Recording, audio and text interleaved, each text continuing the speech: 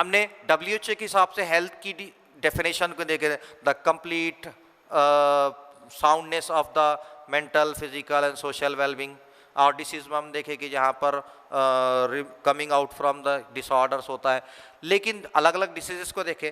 लेकिन चैप्टर का एक पार्ट है जहाँ पर एडोलेसेंस को रखा गया। एडोलेसेंस उस एज को कहते हैं जहाँ पर 11 और 12 के जो स्टूडेंट्स होते हैं उनका जो एज होता है वो प्यूबर्टी के एज में होता है, जिन्हें हम एडोलेसेंस, ना वो चाइल्ड है ना वो एडल्ट है, बीच के स्टेज के होते हैं, उन्हें एडोलेसेंस कहते हैं। ये एक ऐसा एज होता है जहाँ पर physical, mental and sexual development, यानी वो फिजिकली भी बढ़ते रहता है, मेंटली भी उसका दिमाग चलना शुरू होता है, और सेक्सुअल ऑर्गन का भी उसका डेवलपमेंट होता है, यानी वो एडल्ट के स्टेज पे जाने वाला होता है। ये एज में 13 से 19 साल के बच्चे होते हैं, और ये एज जो होता है काफ़ी नॉलेज वाला, कॉग्निटिव, इमोशनल, काफ़ी इमोशनल, बहुत जल्दी खुश भी हो जाता, नाराज़ भी हो जाता, इमोशनल होता है, फिजिकल भी काफ़ी इसके अंदर होता है, एटीट्यूडनल चेंजेस बहुत ज़्यादा होते हैं इसमें। ये एज में उसका एटीट्यूड बदलते रहता है, जिसकी वजह से अगर एक तो उसने किसी चीज़ को काम करने को लग गया तो बहुत ज़्यादा दिल लगा कर लेता है, या फिर उसके दिमाग से बैठ गया, नफरत हो गई तो उससे दूर हो जाता। ये एज का ख़ास बात है। ये एज ऐसा है जहाँ पर वो अपने आप को विलन समझना शुरू करता तो उसी में इन्वॉल्व हो जाता है, या अपने आप को हीरो कंसिडर करता है तो वही उसको आपको यानी लीडरशिप की क्वालिटी आ जाती है, हीरोइज्म की आ जाती है, सारी चीज़ें यहाँ पर हमको उसको ये एज में देखने को मिलती है। ये एज में sudden change in the mood होता है, अचानक खुश हो जाता है, गुस्सा हो जाता है, नाराज़ हो जाता है, या बहुत ज़्यादा एनर्जी का यूज़ करता है। They are likely to be the engage. यही वजह से चांसेस है ये एज में अगर उनको गलत संगत या सोबत मिल गई, ऐसे फ्रेंड्स मिल गए, ऐसी कंपनी मिल गई जो गलत है, या स्मोकिंग करने वाली, या ड्रिंकिंग करने वाली, या लड़ने वाली है, या अनप्रोटेक्टेड सेक्सुअल कांटेक्ट करने का ये एज में उनको डर है कि वो उसमें इन्वॉल्व हो जाए। तो ड्रग एंड अल्कोहल एब्यूज़, इसलिए यहाँ पर ड्रग एंड अल्कोहल एब्यूज़ को रखा गया, क्योंकि आप लोग यही एज के होते हैं और आप इसको, आपकी इसके फ़ायदे, आपके नुकसान आपको पता होना चाहिए। अगर हम इसमें अगर इन्वॉल्व हो गए तो हमारा क्या नुकसान हो सकता है। तो ड्रग एब्यूज़ में हम देखने वाले ओपियाइड, कैनाबिनॉइड, कोका, अल्कोलाइड, जिसमें से ये जितने भी केमिकल जिसे हम कहते हैं ड्रग्स कहते हैं, कॉमनली हम कहते हैं ड्रग्स है, गांजा है, चरस है, ये सारी चीज़ें ही यहाँ पर बनती है। ये बनती है तो प्लांट से बनती है, प्लांट्स के फूलों से बनती है, या प्लांट्स या कुछ फंगस से बनती है। इसमें से हम पहला देखेंगे, नंबर 1 ओपियाइड, कैनाबिनॉइड, कोका, अलग अलग 1 बाय 1। पहला ओपियाइड। जनरली ये ओपियाइड जो ड्रग होता है ये हमारे सेंट्रल नर्वस सिस्टम पर जाकर अपना इफेक्ट दिखाता है, साथ में पेट, गैस्ट्रोइंटेस्टिनल को भी अपना इफेक्ट दिखाता है। इसवी के अंदर ओपियाइड में कुछ केमिकल बनता है जिसे हम हेरोइन कहते हैं, अक्सर आपने मूवीज वगैरह में स्मैक से हेरोइन पकड़ी गई बोल के कहते हैं, तो ये इसमें स्मैक भी कहते हैं।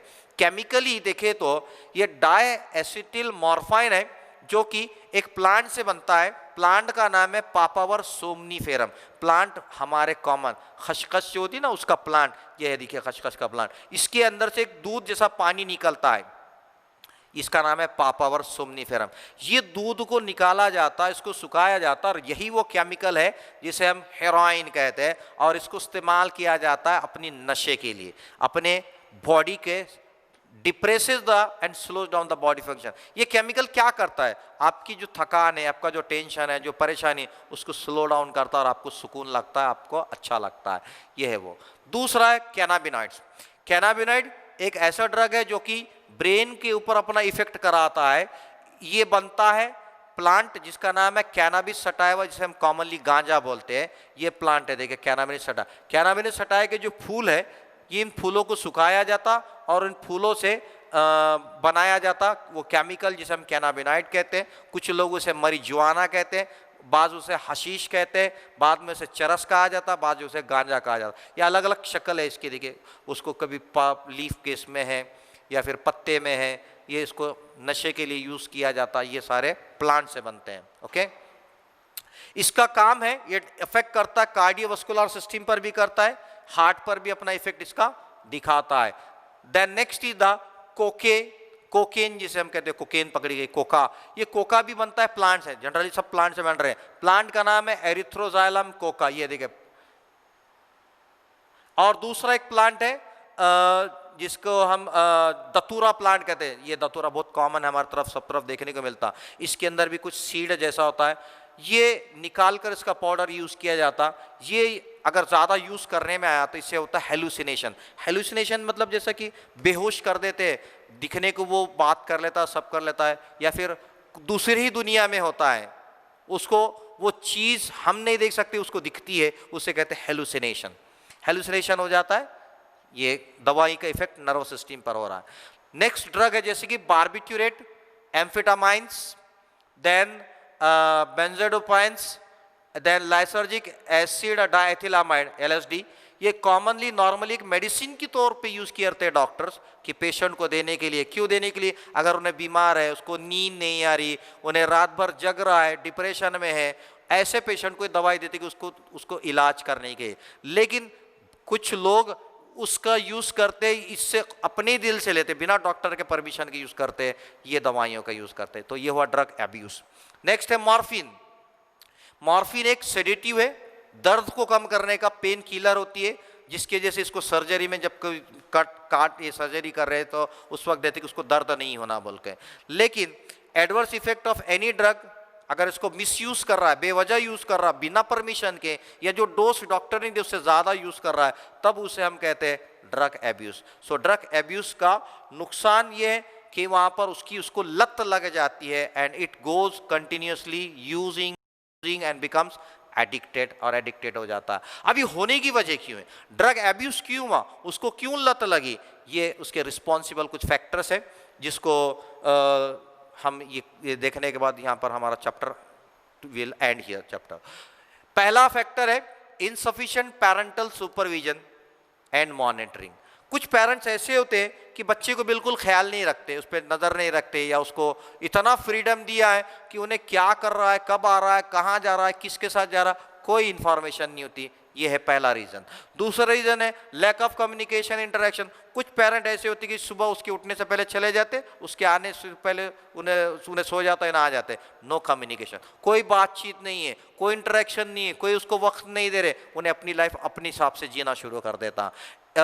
Inconsistent and excessively severe discipline and family gone. और कुछ फैमिली तो ऐसे होते हैं कि उसका उठना, उसका बैठना, उसका खाना, उन्हें क्या पहनेगा, उन्हें कहाँ जाएगा, किससे मिलेगा, ये सब उनके कंट्रोल में होता है। यानी इतना डिसिप्लिन होता है। पहले वाले तो कुछ पूछ रहे नहीं, ये इतना भी पूछ रहे कि उसका जीना हराम कर दिया। उनसे बचने के लिए, उनके टेंशन से उन्हें फिर इसका लेना शुरू कर देता है। या फिर बाद मतलब कुछ फैमिलीज में हस्बैंड और वाइफ पे इतने रोजाना झगड़े होते हैं, बच्चा रोज उसके सामने देखता है, वो तो शराब पी कर आता है या अल्कोहल लेकर आता है, वो दोनों फाइट कर रहे हैं, वो उसको मार रहा है, एक दूसरे को गाली दे रहे, ये सारी चीज़ें उसके सामने चलती है, फैमिली कॉन्फ्लिक्ट। ये एक रीज़न है। बाद में farewell parental attitude toward the alcohol and drug use and parental alcoholism, ये भी एक रीज़न है कि कुछ पेरेंट इतने फ्रेंडली होते हैं कि अपने बच्चे के साथ बैठकर स्मोकिंग कर रहे हैं, उसको भी कह रहे हैं कि चल तू भी दे और मुझे भी दे, या यूज़ ऑफ अल्कोहल हो रहा है, एक फ्रेंडली रिलेशन। तो पेरेंट उसको सपोर्ट कर रहे हैं, उसको भी उसके सामने यूज़ कर रहे हैं, तो उन्हें भी उसको यूज़ कर रहा है, उसको कोई फ़र्क नहीं पड़ता। तो ये एक रीज़न है अल्कोहल एब्यूज़ का। Then control and prevention. अगर ऐसा है तो हमको बचाना पड़ेगा, कंट्रोल करना पड़ेगा।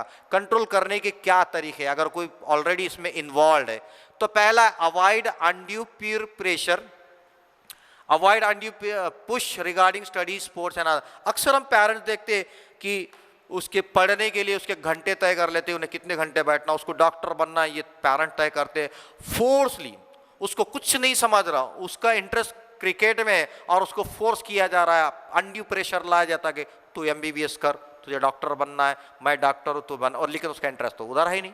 ये प्रेशर जो होता है बच्चों का पढ़ाई के ऊपर का या खेल में का, ये प्रेशर बच्चों को हमको नहीं करना चाहिए। दूसरा एजुकेशन एंड काउंसलिंग, जो आपके सिलेबस में डाला गया कि इसके बारे में आपको एजुकेशन मिले, या फिर कोई इसमें अगर इन्वॉल्व हो गया उसको बिठाकर समझाए, काउंसलिंग करेगा, देख इससे फ़ायदा है, इससे बचने का ये तरीका है, अगर ये तू ये कर ले तो इससे बच सकता है। ये काउंसलिंग है जो कि किया जाता है, education and counselling to face the problem और strength to accept the failure and disappointment. अगर कुछ हो गया तो को कामयाबी नहीं मिली या तो फेल हो गया, इसलिए उसका यूज़ कर रहा है, कोई बात नहीं, खुद को दूसरा कर ले, ये इसमें तो अच्छा हो जाएगा, इसमें सक्सेस मिल सकती है, ये उसको समझाया जा सकता है। To motivate and participate in sports, reading, music, yoga and other extra curricular activities. अगर वो इन्वॉल्व हो गया तो उसको फिर उसको साथ कंपनी देना चाहिए, उसके साथ बैठना चाहिए, उसको उसके फ्रेंड्स के साथ आने जाने के लिए उसको छोड़ना चाहिए, या कोई इवेंट्स होते, स्पोर्ट्स इवेंट्स होते, म्यूजिक इवेंट्स होते, या कल्चरल प्रोग्राम्स है, उसको बार बार उसमें जाने के लिए उसको मोटिवेट करना, उसके साथ रहना, उसको लाइफ में कहीं ना कहीं कंपनी देना पड़ेगा, तब जाकर वो उस ड्रग एब्यूज़ के दलदल से वो बाहर निकल सकता है। So this was all about the different drug abusement. So here we'll finish all the chapter. Thank you.